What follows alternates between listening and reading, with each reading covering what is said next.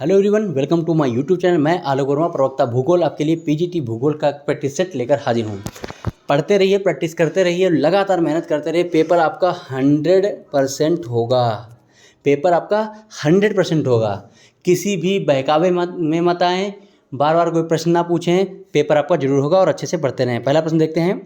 निम्नलिखित में से किस विद्वान ने सवाना अपर्दन चक्र सिद्धांत प्रतिपादित किया? किस विद्वान ने सवाना अपर्दन चक्र प्रतिपादित किया था? ऑप्शन आपके समक्ष हैं। आंसर क्या होगा? सी, पुग। पुग ने दिया था अपर्दन, सवाना अपर्दन चक्र सिद्धांत। ओके, सी हमारा आंसर है। 2 नंबर, सन्नगर शब्द का प्रयोग सबसे पहले किसने किया था? ये क्वेश्चन हमारा नगरीय भूगोल का है, अर्बन ज्योग्राफी का है। सन्नगर यानी कन्वर्सेशन शब्द का प्रयोग सबसे पहले किसने किया था? बहुत अच्छा प्रश्न है। ये प्रश्न नेट में बहुत बार आया है, पीजीटी में भी आया है। गलत बिल्कुल ना करें। आंसर है ए, पैट्रिक गॉडिस। पैट्रिक गॉडिस ने सन्नगर शब्द का सर्वप्रथम प्रयोग किया था। तीसरा प्रश्न बहुत अच्छा है। निम्नलिखित कथनों में कौन सा से कथन सत्य हैं? ठीक है, 2 कथन दिए गए हैं। एक नगर के फैलने से एक नाभिकीय सन्नगर का विकास होता है, ये बात बिल्कुल सही है। दूसरा, 2 नगरों का आपस में मिलने से द्विनाभिकीय सन्नगर का विकास होता है, ये भी बिल्कुल सही है। एक नगर ये अगर बड़ा होगा, बढ़ेगा, जैसे लंदन एक उदाहरण है इसका, तो एक नाभिकीय नगर बनता है। 2 नाभिकीय नगर, जब 2 नगर आपस में बढ़ते हुए मिल जाते हैं तो द्विनाभिकीय नगर का विकास होता है। ऐसा उदाहरण भारत में ही आपको मिलेगा, हैदराबाद, सिकंदराबाद। 2 शहर आपस में मिलकर बन गए हैं। दोनों बातें सही हैं। आंसर क्या है? सी, 1, 2 दोनों बिल्कुल सही हैं।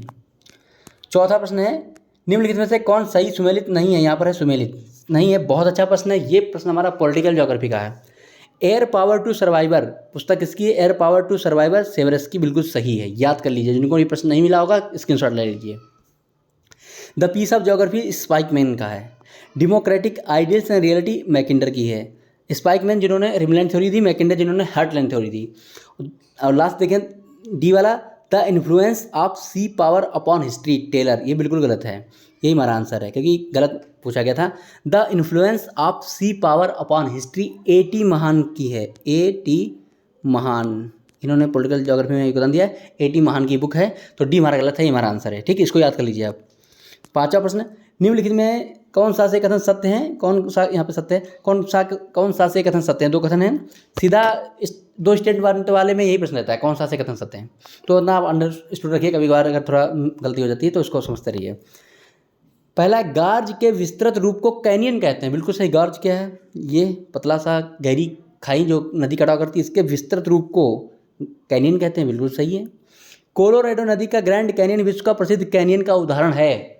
अमेरिका में कोलोराडो नदी है, उसमें कैनियन बनाया जो बहुत विशाल कैनियन, उसका नाम है ग्रैंड कैनियन, जो एक प्रसिद्ध कैनियन का उदाहरण है। बिल्कुल सही, दोनों बातें सही। आंसर क्या हमारा है? सी, 1, 2 दोनों बातें बिल्कुल सही हैं।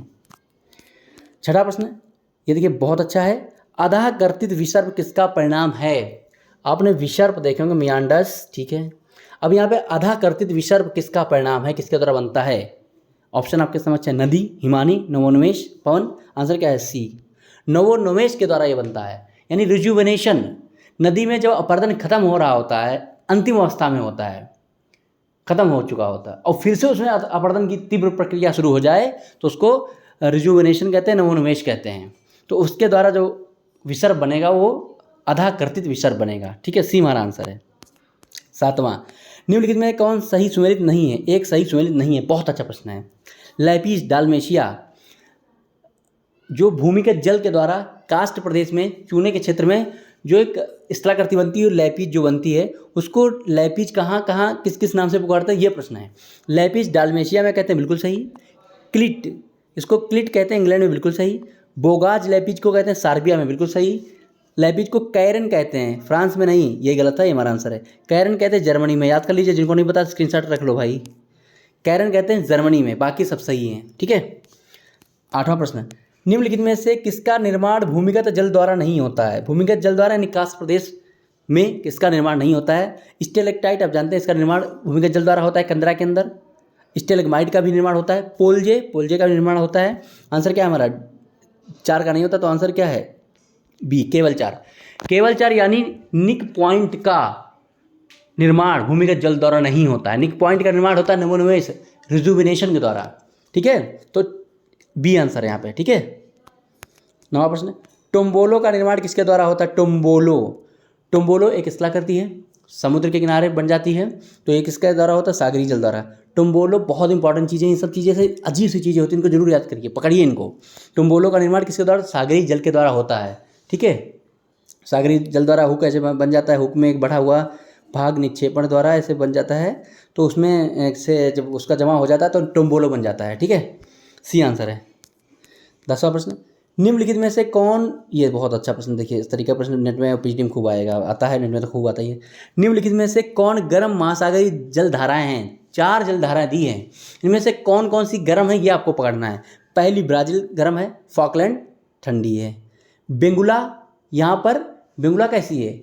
बेंगुला ठंडी है और अगलवास गर्म है। अगलवास हिंद महासागर की है, गर्म है। बेंगुला अटलांटिक महासागर की है, फॉकलैंड अटलांटिक महासागर की है, ब्राज़ील अटलांटिक महासागर की। ब्राज़ील गर्म है, अगलवास गर्म है, बाकी सब ठंडी है। आंसर क्या है? 1-4, ऑप्शन नंबर ए हमारा सही है, 1-4, ठीक है, ये हो गया। 11वां प्रश्न, निम्नलिखित में से कौन सही नहीं है? निम्नलिखित कथनों में से कौन सही नहीं है? इस टाइप के प्रश्न जो थ्योरी वाले होते हैं इनको आपको समझना पड़ेगा, पढ़ना पड़ेगा, तभी आप सही कर पाएंगे। निम्नलिखित में से कौन सा कथन सही नहीं है? देखते हैं। पृथ्वी के क्षैतिज ऊष्मा संतुलन को स्थापित करने में गर्म जलधाराओं का योगदान रहता है, बिल्कुल सही। गर्म जलधाराएं जिस क्षेत्र में पहुंचती हैं वहाँ का तापमान बढ़ा देती हैं, तो गर्म जलधाराओं का योगदान पृथ्वी के क्षैतिज संतुलन को बनाए रखने में होता है, बिल्कुल सही है।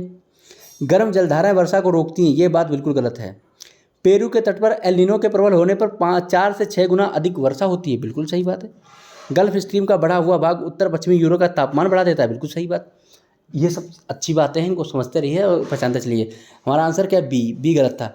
गर्म जलधाराएं वर्षा को नहीं रोकती हैं। जहाँ पर गर्म जलधारा जिस तट पर चलती हैं वहाँ वर्षा बहुत ज़्यादा होती है, ये याद कर लीजिए, ठीक है। शीत जलधाराएं वर्षा को रोकती हैं, इतना था, ये उल्टा कर दिया था मैंने यहाँ पे कि गर्म जलधाराएं वर्षा खूब कराती हैं, शीत जलधाराएं वर्षा को रोकती हैं, ठीक है। तो बी गलत है, ये हमारा आंसर है। 12वां प्रश्न, निम्नलिखित में से कौन सही सुमेलित नहीं है? बहुत अच्छा प्रश्न है। 3 यहाँ पर प्रवाल भित्तियों से संबंधित सिद्धांत हैं, एक अलग से डाल दिया मैंने, ज्वारभाटा का सिद्धांत। तो अवतलन सिद्धांत प्रवाल भित्तियों के निर्माण से संबंधी अवतलन सिद्धांत है डेविस का, यहाँ पे यही गलत था, डेविस का है, ठीक है। और बाकी स्थिर स्थल सिद्धांत मरे का सही है। हिमानी नियंत्रण सिद्धांत डेली का बिल्कुल सही। और प्रगामी तरंग सिद्धांत ये ज्वारभाटा से संबंधित सिद्धांत है, ये हेवल का है, ये बिल्कुल सही है। तो सब सही है, पहला गलत था, ये हमारा आंसर है। अवतलन सिद्धांत प्रवाल भित्तियों के निर्माण से संबंधित अवतरण सिद्धांत डेविस का है, याद कर लीजिएगा, ठीक है। 13वां प्रश्न, निम्नलिखित में से कौन सा उच्च बादल की श्रेणी में आता है? बहुत अच्छा प्रश्न। बादल की कितनी श्रेणियां हैं उनको आप याद कर लीजिए, ठीक है। तो उच्च श्रेणी में कौन सा बादल आता है? पछाव बादल। आंसर क्या हमारा? डी, पछाव बादल। उच्च श्रेणी का यहाँ पे ऑप्शन में से कौन बादल है? पछाव बादल उच्च श्रेणी का है, आंसर डी। 14वां, औसत समुद्री तल से कितनी ऊंचाई पर वायुमंडल का दाब आधा हो जाता है? ये समुद्री तल है, इससे कितना ऊपर आप जाएंगे कि वायुमंडलीय दाब आधा हो जाए? ये सीधे सीधे नेट का प्रश्न है, उससे मैंने उठा कर रखा है। इसका आंसर सीधे रट्टा मार लीजिए, याद कर लीजिए। 6 किलोमीटर नेट में दिया गया था आंसर इसका, 6 किलोमीटर, ठीक है। यहाँ पे देखिए 6 किलोमीटर। औसत समुद्री तल से कितनी ऊंचाई पर वायुमंडल का दाब आधा हो जाता है? 6 किलोमीटर, आंसर है बी, ओके। 15वां, निम्नलिखित में से कहाँ कोपेन की BHWH जलवायु पाई जाती है? कोपेन की BHWH जलवायु कहाँ पाई जाती है? ऑप्शन आपके समक्ष हैं। आंसर क्या है? थार रेगिस्तान, इंडिया में ही पाई जाती है, थार रेगिस्तान में। ये क्लासिफिकेशन है कोपेन का। कोपेन को थोड़ा अच्छे से देख लीजिएगा और इंडिया वाला पोर्शन थोड़ा अच्छे से देख लीजिएगा, क्लासिफिकेशन, ओके। 16वां, कॉम्पेज शब्दावली का प्रयोग किसने किया था? ये भी प्रश्न खूब आता है, कहीं पे आप एकदम स्लिप ना हो, बिल्कुल सही है, आप करें, पढ़ते रहें। कम्पेज शब्दावली का सबसे पहले प्रयोग किसने किया था? व्हिटलेसी ने। व्हिटलेसी ने विश्व को 13 कृषि प्रदेशों में बांटा है। इनके सभी 13 कृषि प्रदेश याद कर लीजिएगा। किन आधारों पे बांटा है वो भी आधार याद कर लीजिएगा। और कॉम्पेज शब्दावली का प्रयोग सबसे पहले व्हिटलेसी ने किया था, सी हमारा आंसर है। 17वां, विश्व में किस धर्म के प्रभुत्व के अंतर्गत सर्वाधिक भूभागीय क्षेत्र है? ये आप देख लीजिएगा, यहाँ पर क्या है? विश्व में किस धर्म के प्रभुत्व के अंतर्गत सर्वाधिक भूभागीय क्षेत्र, पृथ्वी पर किस धर्म के लोगों के पास क्षेत्र ज़्यादा है, जहाँ बसे हुए हैं? सिंपल था, सबको पता होगा, ईसाई धर्म। विश्व के कई देशों में ईसाई धर्म के लोग रहते हैं, उनके पास बहुत बसा हुआ क्षेत्र है, सर्वाधिक भूभाग है पृथ्वी पर, ठीक है। ईसाई धर्म, आंसर डी हमारा है। वान थ्यूनन ने अपने कृषि स्थान सिद्धांत में कितनी पेटियां बताई हैं? वान थ्यूरिन ने 1826 में आइसोलेटेड स्टेट एक पुस्तक लिखी थी, उसमें अपना कृषि अवस्थित सिद्धांत बताया था, जिसमें 6 पेटियाँ बताई थी उन्होंने। कितनी? 6 पेटियाँ। आंसर क्या है? सी, 6 पेटियाँ थी, याद कर लीजिए, 6 पेटियाँ। ठीक है, सी आंसर है। 19वां प्रश्न, गुटेनबर्ग डिसकंटिन्यूटी निम्नलिखित में से किसके मध्य पाई जाती है? पृथ्वी के अंदर जहाँ जहाँ पर दवाओं में घनत्व में अंतर आ रहा है, वहाँ पर डिसकंटिन्यूटी की खोज जिन लोगों ने की थी उनके नाम पर उसको डिसकंटिन्यूटी नाम दे दिया गया। तो गुटेनबर्ग डिसकंटिन्यूटी किसके मध्य पाई जाती है? आंसर क्या है हमारा? बी, मेंटल और कोर के बीच में। और अगर डीप में जाएंगे तो लोअर मेंटल और आउटर कोर के बीच में। Lower mental, outer core, answer क्या है? बी। ठीक है, 20वां प्रश्न, निम्नलिखित में से किसने चंडीगढ़ शहर की योजना का डिजाइन तैयार किया था? ये सिंपल प्रश्न है, आपको पता होगा, जिनको नहीं पता वो याद कर लें, समझते चलें। चंडीगढ़ जो शहर है उसकी योजना का डिजाइन तैयार किसने किया था? ली कार्बूजियर ने। आंसर बी हमारा है। फ्रांस के हैं ली कार्बूजियर, उन्होंने चंडीगढ़ शहर को बताया था बहुत खूबसूरत शहर है, बाकायदा गार्डन है और रोडें चौड़ी हैं, पार्किंग सब कुछ है यहाँ पे। बी आंसर है। 21वां प्रश्न, निम्नलिखित में से कौन व्यस्ततम महासागरीय व्यापारिक मार्ग है? आपको सबको पता होगा, अच्छा है। व्यस्ततम महासागरीय व्यापारिक मार्ग कौन सा है? ऑप्शन आपके समक्ष हैं। पनामा नहर में भी व्यापार होता है, सुएज नहर से भी व्यापार होता है, केप मार्ग से भी होता है, और उत्तरी अटलांटिक मार्ग से भी होता है। और सबसे व्यस्त है उत्तरी अटलांटिक मार्ग। यूरोप से अमेरिका के बीच वाला जो है इलाका है, अटलांटिक का उत्तरी वाला क्षेत्र, वहाँ पर बहुत ज़्यादा ट्रैफिक रहता है शिप्स का। ठीक है, तो व्यस्ततम महासागरीय मार्ग है उत्तरी अटलांटिक मार्ग। 22वां प्रश्न, वाणिज्यिक भूगोल के प्रणेता कौन है? यानी वाणिज्यिक भूगोल के पिता कौन है? Father of commercial geography. तो यहाँ पे आंसर क्या है? जीजी चिसोल्म। आंसर क्या है? बी, जीजी चिसोल्म कॉमर्शियल ज्योग्राफी के पिता हैं। बहुत अच्छा प्रश्न है, याद कर लें आप। 23वां प्रश्न, निम्नलिखित में से कौन सही सुमेलित नहीं है? बहुत अच्छा प्रश्न है, इसको आज याद कर लें, नेट का पेपर प्रश्न है ये। इस तरीके का प्रश्न आपको पीटी में मिल सकता है, पक्का मिल सकता है। नवनिश्चयवाद ब्लांस बिल्कुल गलत, यहीं से आप पकड़ सकते हैं। कल्याणपरक डी एम स्मिथ बिल्कुल सही। व्यवहारगत विलियम किर्क बिल्कुल सही। आधुनिक मानववादी गुमन ओल्सन बिल्कुल सही। आंसर क्या है? ए। नवनिश्चयवाद की परिकल्पना जो है, उसका जो विचारधारा है वो दी थी ग्रिफिथ टेलर ने। ठीक है, ग्रिफिथ टेलर ने बताया था कि नेचर और वो ह्यूमन, मानव और नेचर, प्रकृति दोनों बराबर हैं। जब आपको मौका मिले तो आप कार्य करिए, जब कोई दिक्कत हो आप रुक जाइए। रुको और जाओ का इन्होंने सिद्धांत दिया था। रेड लाइट है आप जाइए, रेड लाइट है तो रुक जाइए, सॉरी रेड लाइट तो आप रुक जाइए, ग्रीन लाइट है तो आप कार्य करिए, आगे बढ़िए, खुदाई करिए, पहाड़ काटिए, लेकिन दिक्कत आ रही रुक जाइए। ये इन्होंने कहा था ग्रिफिथ टेलर ने अपने नवनिश्चयवाद में।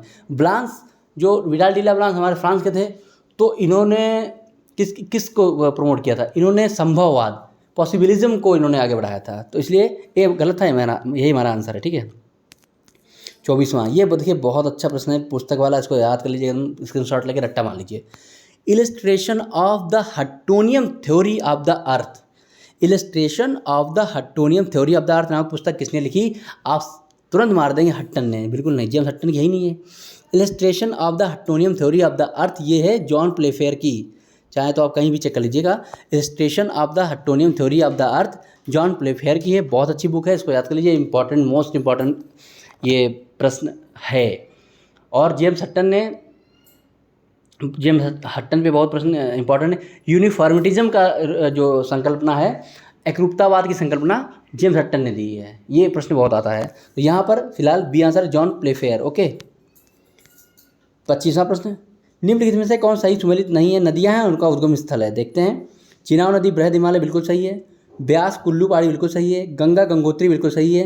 ब्रह्मपुत्र काराकोरम सेठ, ये गलत है, आंसर यही हमारा है। ब्रह्मपुत्र का उद्गम मानसरोवर झील के पास तिब्बत चीन में हुआ है, वहाँ पर काराकोरम श्रेणी नहीं, कैलाश श्रेणी का भाग है, तो काराकोरम श्रेणी नहीं है। तो यही डी हमारा गलत मैच था, यही हमारा आंसर है। ठीक है, और यही अंतिम प्रश्न था। पढ़ते रहें, मस्त रहें, मेहनत करते रहें, बिल्कुल पेपर होगा, किसी के बहकावे में मत आएँ, और लगातार पढ़ें, प्रैक्टिस करें और धैर्य रखें, परेशान ना हो, टेंशन में ना रहें, खुश रहें, मस्त रहें। धन्यवाद।